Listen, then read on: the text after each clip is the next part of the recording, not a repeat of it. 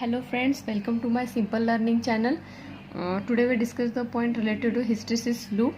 अगर आपने मेरे चैनल को अभी तक सब्सक्राइब नहीं किया होगा तो प्लीज़ बेल आइकन को क्लिक कीजिए और मेरे चैनल को सब्सक्राइब करना मत भूलिए. So let's start the video.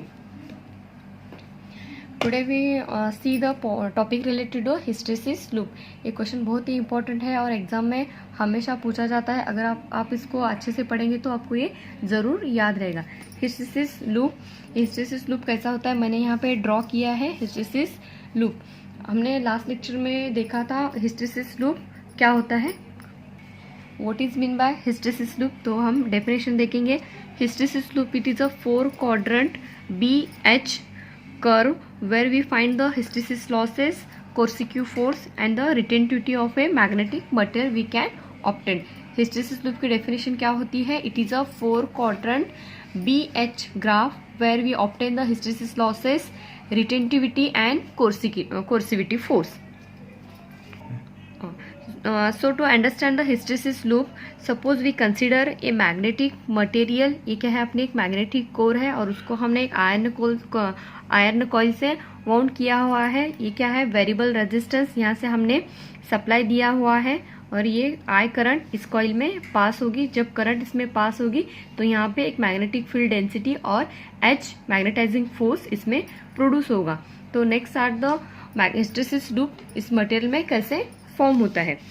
और एक बात, इसमें जो H मीन्स क्या होता है, मैग्नेटाइजिंग फोर्स. इसकी वैल्यू डिपेंड होती है N into I divide by L. H की value N into I divide by L. N means क्या होता है, number of turns. I means क्या होता है, current flowing through the coil. और L क्या होता है, इस कॉइल की length.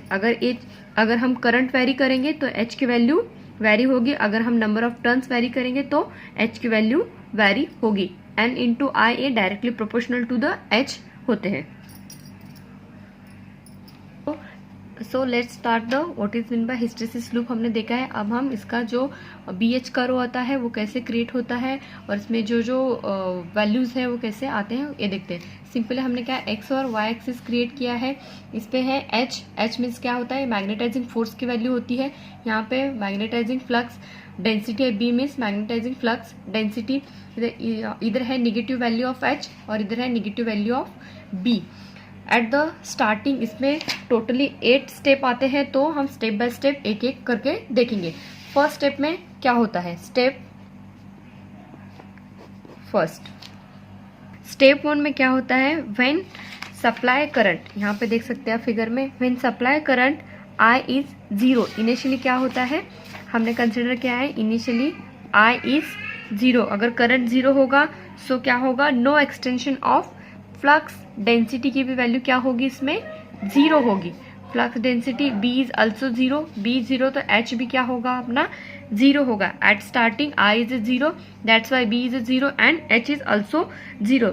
So that's why corresponding the point O in the graph is shown as shown in figure. यहाँ पे जब I की वैल्यू 0 है तो H भी 0 और B भी 0 है. ये हुआ अपना फर्स्ट पॉइंट. नेक्स्ट स्टेप 2 में क्या करना है, हमें क्या करना है, करंट इंक्रीज करना है. If I is increase, current is increase from 0 to a certain value. If current is increase from 0 to certain values, अगर करंट बढ़ेगा तो क्या होगा, मैग्नेटिज्म वैल्यू और फ्लक्स डेंसिटी ऑटोमेटिकली इंक्रीज हो जाएंगे. Both are the increase at setup the follow path 0 to A. हम graph में देखेंगे. यहाँ पे हमने क्या किया, स्टार्टिंग में करंट 0 था. हम थोड़ा करके करंट बढ़ाएंगे तो क्या होगा, H बढ़ेगा. साइमल्टेनियसली B की भी वैल्यू बढ़ते जाएगी. कहाँ तक आएगा वो, O2 या फिर 0 टू A पाथ फॉलो करेगा. It is follow the path 0 to A. Next step 3 में क्या होता है, हमें क्या करना है, for certain value of current flux density B is maximum at the point indicate the magnetic saturation. अगर हम यहाँ पे करंट बढ़ाते जाएंगे, एक पॉइंट ऐसा आएगा जहाँ पे H की वैल्यू और B मैक्सिमम, B की वैल्यू स्टॉप हो जाएगी. उसको हम क्या होते हैं, B मैक्सिमम, उसको हम बोलते हैं सैचुरेशन. हमें B मैक्सिमम एक सैचुरेशन पॉइंट मिल जाएगा. At a certain value current is increase B become a B max. That point indicates a saturation, magnetic saturation. इसको हम क्या बोलते हैं? Magnetic saturation. इसमें क्या होगा? सो देर इज, एक पॉइंट ऐसा आएगा यहाँ पे मैग्नेटिक सैचुरेशन मिल जाएगा. There is no further change in B and H. इसके आगे बी और एच की वैल्यू इंक्रीज नहीं होगी. ये होगा पॉइंट अपना क्या होगा? पॉइंट स्टेप 3 होगा. नेक्स्ट है step 4.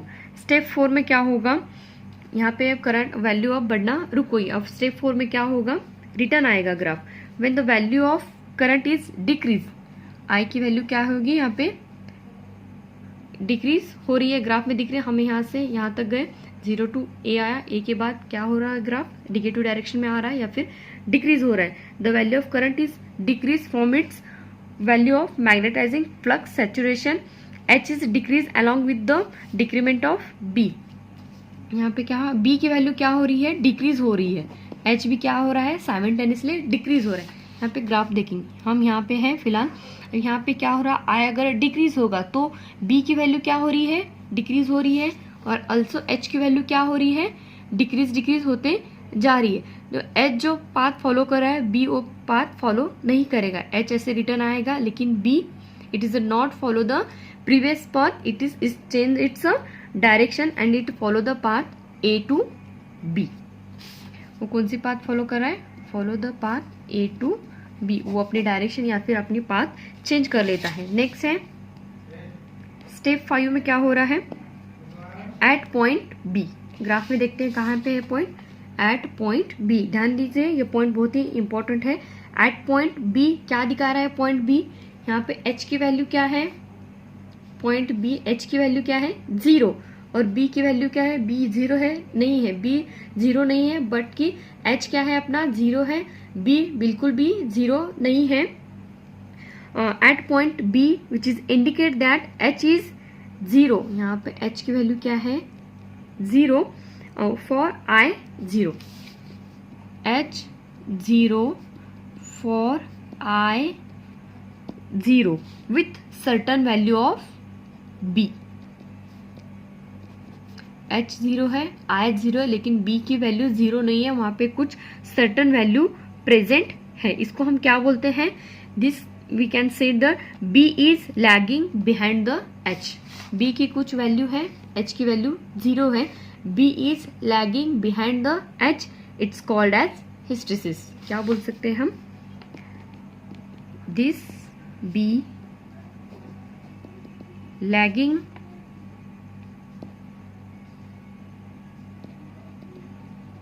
behind H called as hysteresis. B अपना H के पीछे है, उसको हम कह सकते हैं कि hysteresis. यहाँ पे ग्राफ में H की वैल्यू 0 है, B की सर्टेन वैल्यू है. अगर हमको B को 0 करना है तो हमें क्या करना पड़ेगा कि करंट को और बढ़ाना होगा. अगर करंट को बढ़ाना होगा, बढ़ाते बढ़ाते जाएंगे तो क्या होगा? वो निगेटिव में चला जाएगा और एच भी निगेटिव में चला जाएगा. आपको समझ रहा है? ये जो ग्राफ है, ये जो एक्सिस है वो एच के एक्सिस है और ये जो एक्सिस है वो बी के एक्सिस है. बी की वैल्यू कुछ सर्टन वैल्यू है, एच हमारा 0 हो गए. अगर हमें बी को 0 करना है तो एच की वैल्यू हमें इंक्रीज करना है. एच इंक्रीज करते करते निगेटिव में चला जाएगा, तब बी अपना यहाँ पे 0 पे आएगा. Here point O B is a value of residual flux density. यहाँ पे जो वैल्यू है क्या? ओ बी, उसको हम क्या बोल सकते हैं? Residual flux density. ये जो फ्लक्स डेंसिटी है उसको हम बोल सकते हैं रेसिडुअल फ्लक्स डेंसिटी. अगर इसको हमें 0 करना है तो हमें क्या करना पड़ेगा? एच की वैल्यू निगेटिव में इंक्रीज करना पड़ेगी. और इसको हम क्या बोल सकते हैं? Retentivity of that material. ये जो वैल्यू है O2B, उसको हम बोलते हैं retentivity of that magnetic force. अब न्यू पॉइंट आया है, what is mean bye retentivity. Retentivity की डेफिनेशन क्या होती है? रिटेंटिविटी क्या है? O2B. ये जो वैल्यू है उसको हम बोलते हैं retentivity of that material. Retentivity की डेफिनेशन क्या होती है? It is a value of B. एक किसकी वैल्यू है? Value of B means magnetic flux density. It is value of magnetic flux density which remains in the magnetic material when H is made to 0. समझ में आ रहा है? It is a value of B which remains in the magnetic material when H is made to 0। ये होगी अपनी written duty. Next point है step number 6। Step 6 क्या होती है, हमें क्या करना है, हमें करंट क्या करना है, फर्दर डिक्रीज करते जाना है। If I is decrease in reverse direction, हम अब क्या कर रहे हैं, करंट ये निगेटिव में जा रहा है, रिवर्स डायरेक्शन में हम करंट और उसके साइमल्टेनियसली एच भी अपना क्या हो रहा है, डिक्रीज हो रहा है with reverse direction. The increment of H in reverse direction follow the path B to C. कौन सी पाथ फॉलो कर रहा है ये, बी टू सी। करंट अपना निगेटिव में जा रहा है, एच भी निगेटिव में जा रहा है with follow the path B to C. फिर क्या हो रहा है, next point decrease the value of residual magnetism. इसमें क्या हो रहा है, बी और आई की वैल्यू क्या हो रही है, डिक्रीज यहाँ पे समझ में आ रहा है। हमें क्या करना था, बी आर की वैल्यू डिक्रीज करना था, हमने वो कर लिया है। बी आर की वैल्यू भी डिक्रीज हो रही है और वो पॉइंट कहाँ पे आ रहा है, सी पे आए। सी पे किसकी वैल्यू 0 हो गई, हमारी बी की वैल्यू यहाँ पे 0 हो गई with certain value of H. समझ में आ रहा है, यहाँ पे एच की वैल्यू सर्टन वैल्यू है, बी 0 है। एट पॉइंट ओ क्या है, बी की वैल्यू कुछ है और एच क्या है अपना 0 है। अब ये पॉइंट आया अपना ओ टू सी। ओ टू सी क्या होता है अपना, कोर्सिक्यू फोर्स। अब हम देखेंगे what is mean by coercive force. Coercive force की डेफिनेशन क्या है, it is a value of magnetising force means H that reduce the residual flux density of a material. Graph में देखते हैं क्या था, it is a value of magnetising force. OC क्या है अपना, कोर्सिक्यू फोर्स किसकी वैल्यू है, it is a value of magnetising force that reduce, क्या रिड्यूस कर रहे हैं, that reduce the magnetic flux density of that material. Simple definition समझ में आ रही है, it is a value of magnetising force that reduce the value of magnetic flux density. ये होगा अपना कोर्सिक्यू फोर्स। नेक्स्ट आता है स्टेप 7। हमें क्या करना है, एच क्या करना है, फर्दर इंक्रीज करते जाना है। If you increase H more than the negative direction, further क्या हो रहा है अपना, बी भी क्या हो रहा है, इंक्रीज हो रहा है in reverse direction. Follow the path C to D. Graph में देखते हैं यहाँ पे क्या हो रहा है, अपना बी और एच दोनों भी निगेटिव में रिवर्स में इंक्रीज हो रहे हैं और path C to D follow कर रहे हैं। अब यहाँ पे क्या हो रहा है, नेक्स्ट अब सिंपली बताती हूँ।